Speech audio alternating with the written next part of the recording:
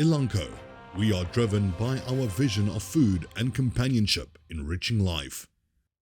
In today's news, almost 20% fewer South African pears will be exported this season. This is according to a report by Fresh Plaza.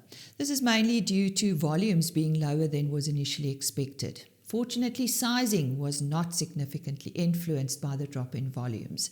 The result is a pear undersupply, not only to Europe but also to the Middle East and Far East.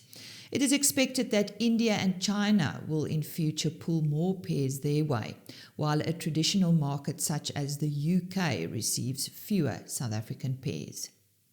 And Russia has halted the Black Sea grain deal, which was brokered by the United Nations and Turkey in July 2022 to combat a global food crisis. According to Wandile Sihlobo of Agbiz, this deal has been one of the major contributors to the current slowing of global agricultural commodity prices.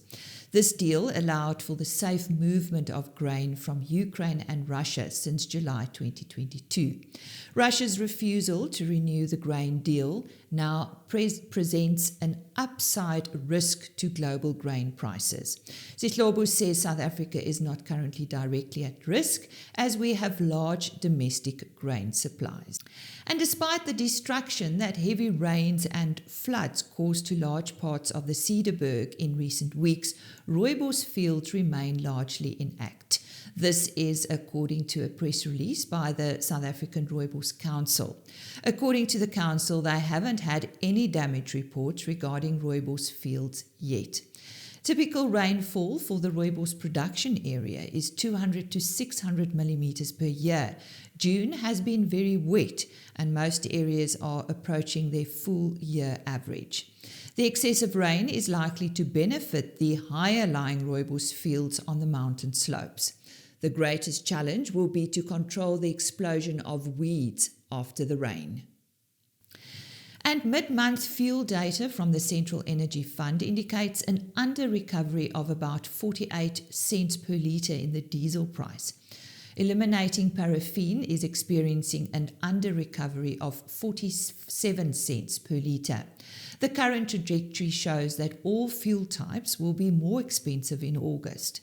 Role players say that at this stage it won't have a major effect on the winter grain season, as harvesting only starts from mid-September. This is however based on the expectation that prices will have come down by then. According to the latest data, South Africa's consumer food inflation slowed in June 2023. Inflation was recorded at 11.1% after it stood at 12% in May this year. The product prices underpinning this deceleration are mainly breads and cereal, meat, fish, milk, eggs and cheese. According to Wandile Sihlobo of Agbiz, there are renewed risks in global agriculture, such as India threatening to ban the exports of rice, as well as the recently terminated Black Sea grain deal initiative.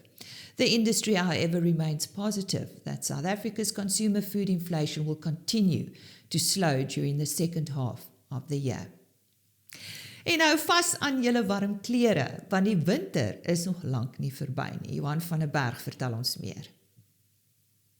Mens kan eintlik vanmôre oor al die elemente gesels wat in die volgende week of so gaan gebeur hier in Suid-Afrika, van koue front, sneeu,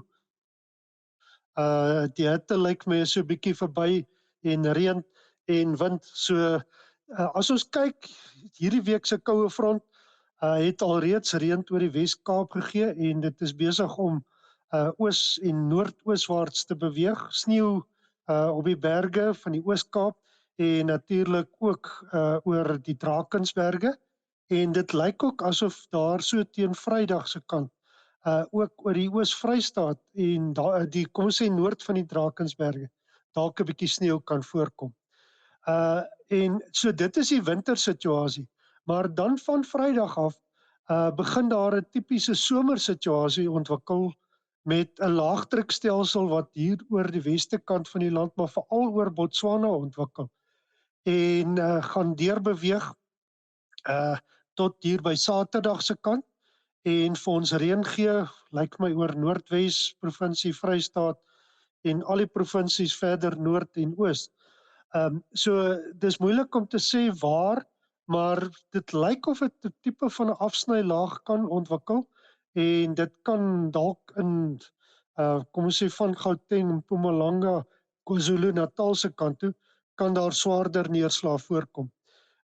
So heelwat of 'n goeie kans vir reën wat kan voorkom.